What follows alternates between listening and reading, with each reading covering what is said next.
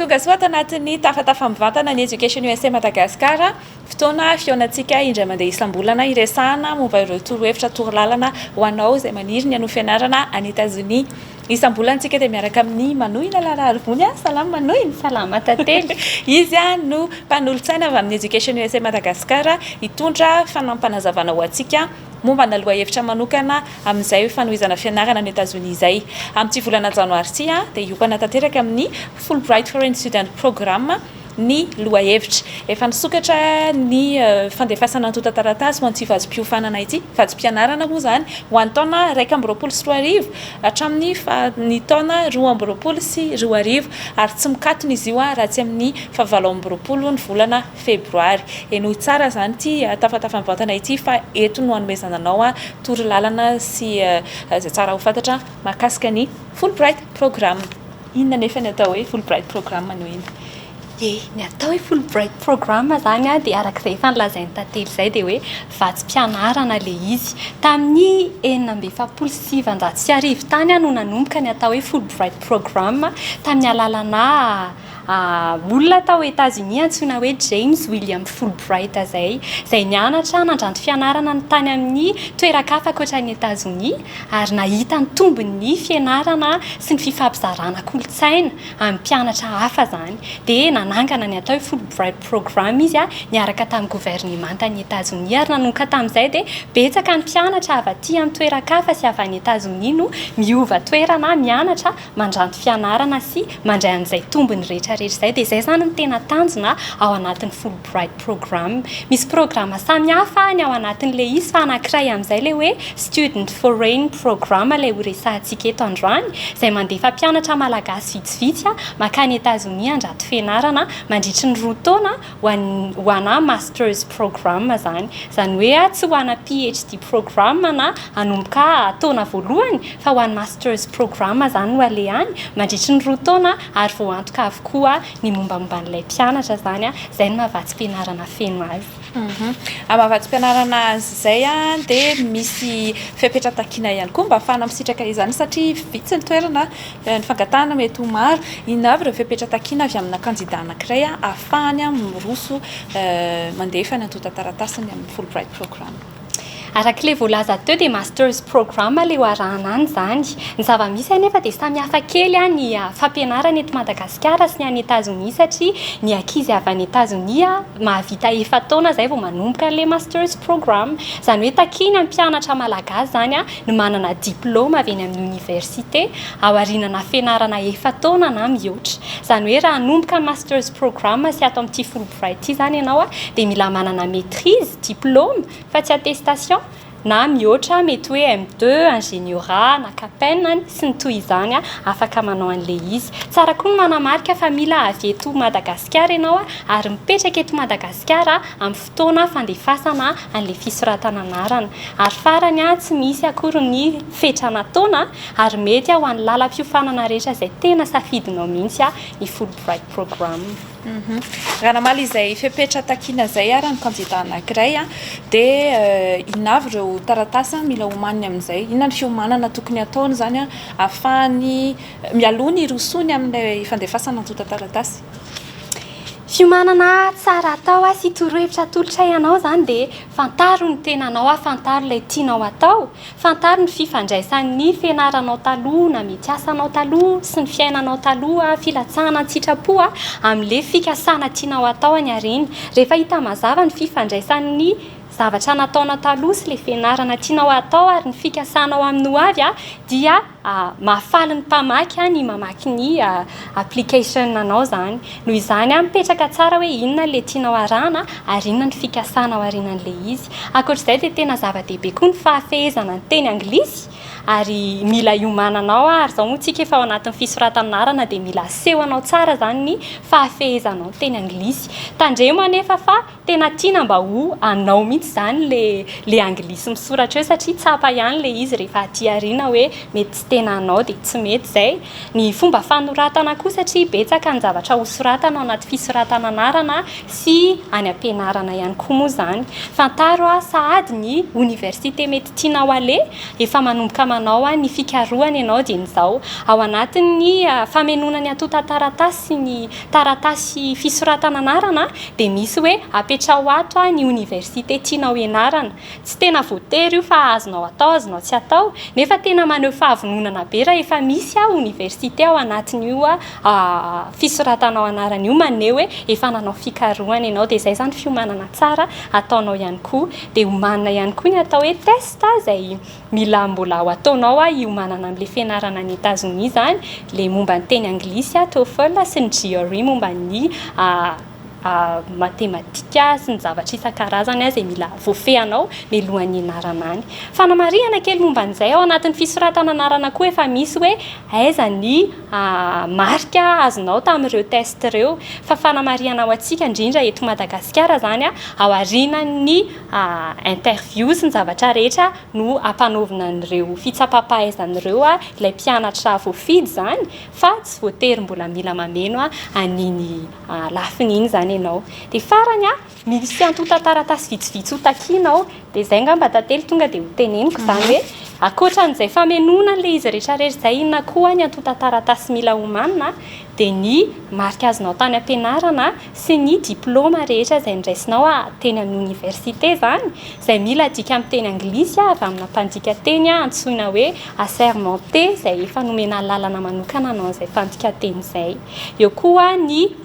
letters of reference ho an'izay mpampianatra sy mpiandraikitra teny amin'ny fampianarana izay nalehanao ny sekoly nalehanao zany. Anankiefatra no takiana ho an'ny Fulbright eto Madagasikara ny anankiray amin'ireo mety azonao atao avy amin'ny toeram-piasana raha ohatra ka hitanao hoe mahasoa mahatsaratsara kokoa an'le taratasinao anatin'le fifaninanana. Dia izay rehetra tsy amin'ny teny anglisy dia mila adika amin'ny teny anglisy avokoa. Online application ny fepetra moa zany ahafahana mandray anjara mandefa antotataratasy amin'ny Fulbright programme efa zaraina eto amin'ity page Facebook ny Education USA Madagasikara ity sy amin'ny page Facebook ny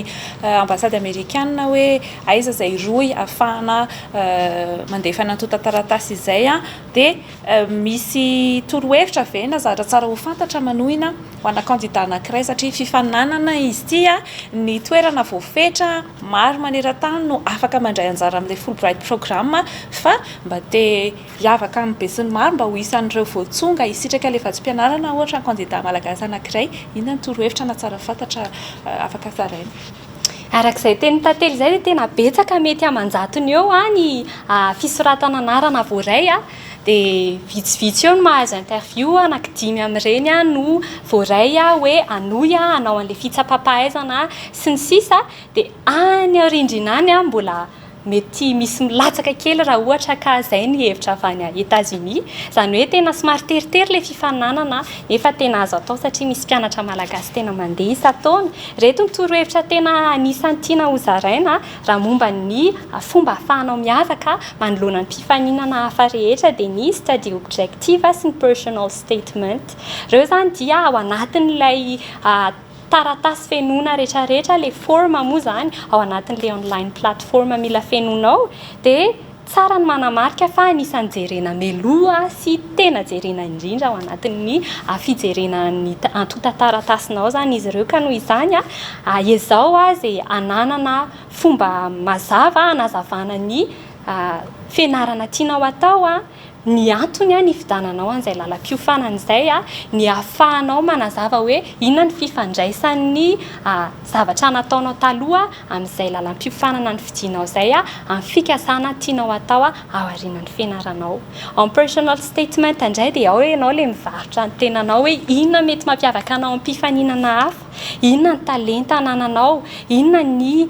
tantara kely mombanao izay mety hanosika ny mpamaky ahazo bebe kokoa ny mombanao sy izay zavatra hitanao hoe afaka manosika an'ilay taratasinao sy ilay mombamombanao rehetra anatin'ilay fifaninanana zany. Dia mila ezahana atao tsara koa ny teny anglisy ao anatin'ireo zavatra soratan'ireo ary farany tandremo any mangalatra asan'olona. Mazava tsara izay rehefa hiditra ao anatin'ny ilay online platform andefasan'lan'le antota taratasy misy tepoka bedibe maromaro ao anatiny ao mety mbola tsy mahazatra antsika zay mbola tsy nandray anjara tamin'izany hoe fisoratana anarana azona vatsym-pianarana ho an'ny makany États-Unis zany a ohatrany ahoana amin'izay rehefa miatrika an'le site web zany le candidat anankiray a ohatrany ahoana ny fomba fandefasana an'ireo antota taratasy voatanisa rehetrarehetra mialoto ireo Ie, any anatin'le tranokalan'ny US Embassy Madagasikara efa misy an'ilay roa idirana zany. Mety nisy vitsivitsy tamintsika nisy olana kely tamin'ny roa io a dia efa nijereny izay olana izay dia raha miverina mandray an'io roa io ianao zao a dia tokony efa mety. Dia rehefa tonga eo ianao dia mila manangana ny compte-nao ho anao manokana zany hoe ny adresy mailaka sy ny password anao zany. Rehefa tafiditra ao ianao dia misy fanazavana sy torolalana isaky ny teboka mila atao zany ao hoe eto ianao a dia mila manao an'izao satria izao a tandremo ohatran'izao a jereo ty a raha ilaina sy ny sisa dia arahana tsara fotsiny zany reny torolalana rehetrarehetra reny amin'ny famelona an'le izy ary amin'ny teny anglisy avokoa izay rehetra fenonao ary fenona melohan'le deadline amin'ny febroary 29. Koatran'izay raha ohatra ka eny amin'ny famenonany antota taratasy izay ny candidat anankiray ka mety misy fanontaniana manidikitika anazy no azony ataony ve mbola manantona anareo miresaka amin'ny Education USA Madagasikara atao anaty page Facebook ty manahoana tsy azony atao azony atao indrindra ny manatona ny Education USA Madagasikara amin'ny alalan'ny adresy mailaka izay mbola hipoitra rehefa avy eo azonao atao koa atao anatin'ity page Facebook ty ny mandefa hafatra manokana na mandefa eto ambanin'ity vidéo ty ihany koa afaka mahafaly anay ny amaliny fanontanianao arak'izay azonay atao. Rehefa lasa ny antota taratasy voafeno avokoa ireo zavatra nitakina rehetrarehetra amin'ilay online plateforme io lasa ny dossier amin'ny mpianatra anankiray zany inona amin'izay ny zavatra andrasany mila miandry feim-potoana manao ahoana izy misy mailaka andrasany ve fanamarinana hoe voaray ny antota taratasy ny hoe voaray ve izy azo resana ve mahakasika an'izay tena mahaliana mihitsy ny mahafantatra momba an'izay zao zany tsika zao volana janoary volana febroary zany izay le feim-potoana farany hamerenana an'le fisoratana anarana volana martsa aprily any hoany zany dia ho voantso ireo izay voantso hanao interview ireo zany no voantso aloha mpianatra vitsivitsy efa voatsonga izy ireo rehefa voantso interview izy dia ho voantso indray raha ohatra ka mbola voatsonga midingana manaraka hiatrika an'ireo fitsapapahaizana amin'izay TOEFL sy GRE mandritry ny taona rehetrarehetra iny zany dia mifandamina amin'ny mpikarakara izy ny amin'ny fandraisany an'ireo fitsapapahaizan'ireo ary ao anatin'io fotoana io ny mpikarakara dia efa mifampiresaka amin'ny any États-Unis ny Fulbright Fulbright ny amin'ny fametrahana an'ireo mpianatra tsirairay avy ireo any amin'ny toeram-pianarana izay mifanaraka aminy anankidimy zany ireo mpianatra alefa anarana any États-Unis ireo fa amin'ny volana aprily 2024 zany hoe amin'ny herintaona izay vao tena mivaly hoe izy amin'ireo dimy ireo ny tena mandeha mety misy fotoana misy milatsaka noho ny antony ara-bolana noho ny antony amin'le taratasy ny tsy feno na karazan-javatra tahaka izany fa misy fotoana afaka tonga dia miara-mandeha daholo koa izy dimy fa eo zany no tena hoe fantatra mazava le izy amin'ny volana Jolay sy Aogositra 2024 amin'ny alan'i Madagasikara izy manohy fianarana any États-Unis. Sotra betsaka ny manohina lalarivony mpanolotsana ny Education USA Madagasikara nitondra izay fanazavana fanampiny mahakasika ny Fulbright programme izay ny vatsym-pianarana ho an'ny taona 2024 hatramin'ny 2024 zay ho an'ny androany zany misaotra betsaka dia misaotra nareo nanaraka hatramin'ny farany aza misalasala mametraka fanontaniana eo amban'ity vidéo ity ho valiana ny ekipan'ny Education USA Madagasikara sy ny ambassade amérikana ianareo arak'izay tratra dia tsy ahivina fa amin'ny 27 ny volana febroary no mikatona tanteraka ny fandefasana antota taratasy ho an'ity vatsym-pianarana Fulbright programme ity isika indray isam-bolana dia iona eto foana hitondra lohahevitra vaovao indray mahakasika an'izay hoe fanohizana fianarana makany États-Unis izay dia izay misaotra anareo hatrany dia tsy tapaka ny page Facebook ny Education USA Madagasikara ny US Embassy Madagasikara dia veloma mandrapiona indray misaotra ny ekipa rehetra veloma